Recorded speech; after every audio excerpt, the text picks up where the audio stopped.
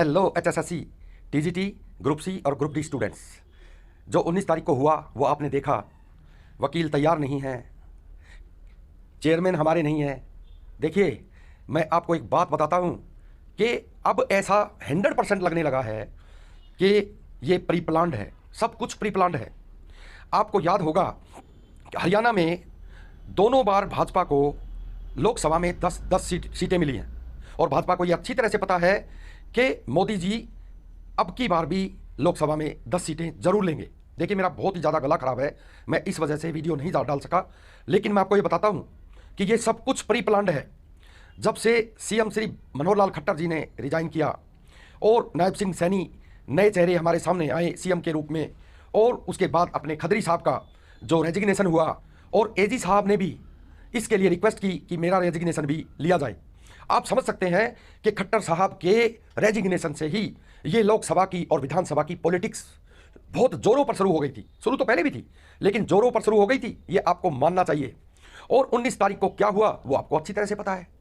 तारीख अगली दे दी गई, कोर्ट में तारीख अगली दे दी गई कि हमारे वकील तैयार नहीं है, हम अच्छी तरह से तैयार नहीं है और कोई भी डिसीजन लेने में और कोई भी रूल्स या कोई भी कार्य इंप्लीमेंट करने में अक्षम है।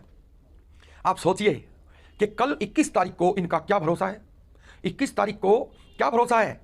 एक चीज मैं आपको बताता हूं, चाहे अप्लीकेंट हो और चाहे अपोजिशन हो, सीधी सी बात है कि उसको तारीख लेने में सेकंड लगती हैं। और अब ये तारीख छोटी क्यों मिल रही है।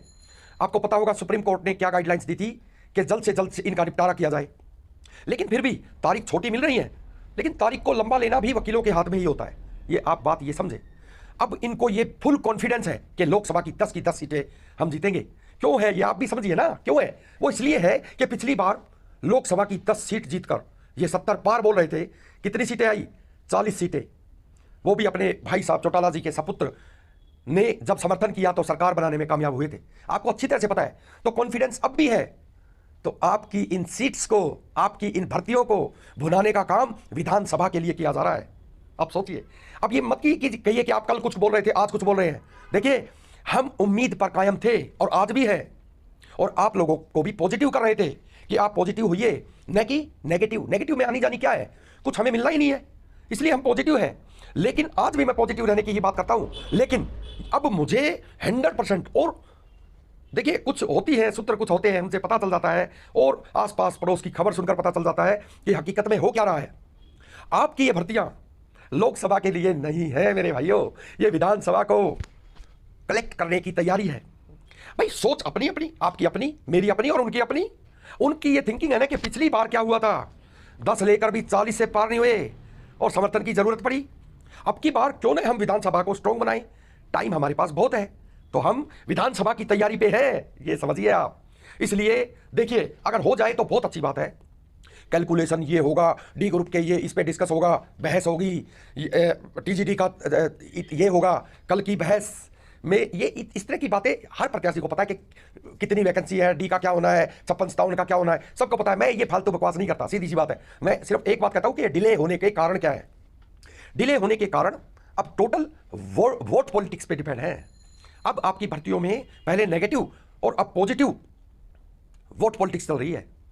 इनको यह भरोसा नहीं है कि लोकसभा में अगर बुरी हालत हो गई तो विधानसभा में हम क्या करेंगे। लेकिन इनको यह पता है कि लोकसभा के तो मोदी जी पूरी 10 की 10 सीट ले जाएंगे, लेकिन विधानसभा में खतरा है। तो क्यों नहीं इन वैकेंसीज को, जो ग्रुप डी की बची हुई, ग्रुप सी की बची हुई, 56-57 के फंसे हुए, ये सारे हम बाद में ही करें। अब सभी बात करते हैं कोड ऑफ कंडक्ट, आचार संहिता की, ये उसमें ये हो जाएगा, उसमें ये हो जाएगा। भाई कुछ भी ना हो, क्या फर्क पड़ता है, हमें कोई फर्क नहीं पड़ता। आप ज्वाइनिंग अब ना होती हो तो कुछ दिन बाद में करा दियो, क्या फर्क पड़ता है, लेकिन फाइनल तो करो। 5 नंबर पे आगे किसी भी सीटी एग्जाम में 5 नंबर हटा दिए जाएंगे, सरकार ने ऐसा अनाउंस कर दिया है। ऐसा आप सुन भी रहे होगे, तो इसका मतलब उनको यह पता चल गया कि 5 नंबर उलझा रहे हैं, इसलिए 5 नंबर को आगे खत्म कर देंगे। इसका मतलब यह भी नहीं है, इसका मतलब यह है कि जैसे पहले नो जॉब वाले के 5 नंबर मिल रहे थे, वही फिर शुरू कर देंगे। फैमिली आईडी सारी पिट चुकी है, आपको पता है कि फैमिली आईडी में कितने घपले हैं। एक एक गांव के अंदर 2-2 हजार लोगों ने जो है 180 से कम इनकम दिखाकर अपना वो बेनिफिट लिया हुआ है। सबको पता है ये चलने वाला नहीं है, सरकार को भी ये पता है, इसलिए कह रहे हैं कि आगे ये नहीं करेंगे, यानी 5 नंबर नो जॉब के लगाए रखेंगे, बाकी सब लफड़ा हटा देंगे बीच से। ये बातें कर रहे हैं। अरे भाई वो करोगे जब करोगे, अब करो ना कुछ। अब जवाब फाइल कर दिया है 21 तारीख को, उस पर बहस करेंगे। और मेरी अपनी थिंकिंग देखिए भाई, अच्छा हो जाए तो अच्छी बात है, वो आपके फेवर की बात है, लेकिन मुझे नहीं लगता ये जो जवाब फाइल करेंगे वो 5 नंबर को हटाकर करेंगे। और 5 नंबर हटाकर नहीं करेंगे तो कम से कम लोकसभा इलेक्शन होने तक तो 5 नंबर लगाए रखेंगे। और विधानसभा तक अगर बात फंसती दिखी कि भाई ये तो 5 नंबर कुछ हो ही नहीं रहा है, कोर्ट मान नहीं रही है, तो फिर 5 नंबर को बाद में हटा देंगे, कह देंगे सर ये हमारा दूसरा रिप्लाई है और इसमें हम 5 नंबर हटाकर जो है और केवल नो जॉब को देकर हम जो है फाइनल करना चाहते हैं, या हो सकता है नो जॉब भी हटाना पड़े। देखिए, लेकिन politics is politics and politics is a dirty game, आप समझ सकते हैं। अब टोटल इन अभ्यर्थियों के साथ जो टूट चुके हैं, कोई मरने में कसर नहीं रही है, अपना सब कुछ लुटा चुके हैं, उनके साथ ये नाइंसाफी हो रही है, लेकिन इसको देख कोई भी नहीं रहा है। कहने में क्या है, कहने में कुछ भी कह दीजिए, नहीं हमें चिंता है, ये हो जाएगा वो हो जाएगा, हर बार तारीख क्यों भाई, तारीख क्यों लेते हो? इतने दिन तक क्या कर रहे थे? 19 तारीख में कितने दिन थे, तैयारी क्यों नहीं की? और खत्री साहब रिजाइन देकर पार हुए। खत्री साहब ने कम से कम 19 तारीख की तो वेट करनी चाहिए थी कि 19 तारीख को अगर कोई डिसीजन हो जाता है तो मेरी रेजिग्नेशन की तारीख से पहले मैं अपनी ये नियुक्ति करवा के चला जाऊंगा ताकि अभ्यर्थी मुझे याद रखे। लेकिन नहीं भाई, ये तो सच्ची का कोई रोल ही नहीं है। जो डायरेक्शन है वो तो सरकार की है ना। आपको पता चलता है, कोई यूट्यूबर आपको बताता है आज मीटिंग हुई है, मीटिंग में ये हुआ है वो हुआ, चैनल को सब्सक्राइब करें। अरे भाई, मैं तो भाई लिख देता हूं, मात्र लिखता हूं कि भाई चैनल को सब्सक्राइब कर देना। तो सीधी सी बात यार, आप टू द पॉइंट बात करें, बच्चों के भविष्य के बारे में बात करें, बच्चों के फ्यूचर के, बच्चों के लिए क्या हो रहा है उसके बारे में बात करें।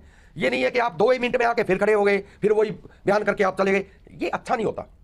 सिर्फ एक बात आप देखिए कि ये हो क्या रहा है, इस विषय में बात की जाए और क्या होने की संभावना है और क्या होने जा रहा है और क्या लग रहा है कि क्या होगा, ये है मेन चीज। तो इसलिए इन फालतू बातों में कुछ नहीं रखा कि इतनी पोस्ट है, टीजीटी की सबको पता है इतनी पोस्ट है, बार बार वो लिख देते हैं 7471, कोई मतलब थोड़ी है। तो इस तरह से आप सिर्फ ये समझिए कि ये तारीख क्यों ली जा रही है, असली मुद्दा ये है। आप इस बात को समझिए कि ये आपकी जितनी भी भर्तियां, यानी ग्रुप डी की जो बची हुई है, ग्रुप सी की जो भी बची हुई है और टीजीटी पूरा ही, ये लोकसभा के लिए नहीं है भाई। मैं ये कह रहा हूं लोकसभा के लिए नहीं है। अब तो डायरेक्ट बुनाई हो रही है, और बुनाई कहां लेनी है, बात इसकी है। इसलिए ये भर्ती जो है लगातार आगे बढ़ती जा रही है और किसी का कोई भी सोल्यूशन नहीं हो रहा है। और अब आ गई 21 तारीख, कल 21 को और देख लेना। इन्होंने तो कह दिया था हमारे वकील तैयार नहीं है, तो क्या एक दिन में तैयार हो जाएंगे? आज ही क्यों भाई, पहले भी तो पढ़ सकते थे, पूरा केस तैयारी नहीं थी। लेकिन ये पॉलिटिकल इंटरफियरेंस है, गवर्नमेंट इंटरफियरेंस है, इसके कारण तारीख पे तारीख, तारीख पे तारीख, तारीख पे तारीख ली जा रही है। और ये मुझे तो लगता है कि ये तारीख ही चलती रहेंगी और आपकी ये भर्ती सिर्फ विधानसभा के लिए है, लोकसभा के लिए इसका कोई भी मायना नहीं है। और सरकार ये चाहती है लोकसभा सारी हमारी, विधानसभा में थोड़ा सा डर ये है कि पिछली बार ये हुआ था तो कभी अब की बार फिर ना हो जाए, इसलिए ये आगे की तैयारी है और गवर्नमेंट बनाने की तैयारी है। आज के वीडियो में इतना ही, नेक्स्ट वीडियो में जल्द मिलता हूँ। गला बहुत खराब है, तब तक के लिए टाटा बाय बाय, धन्यवाद।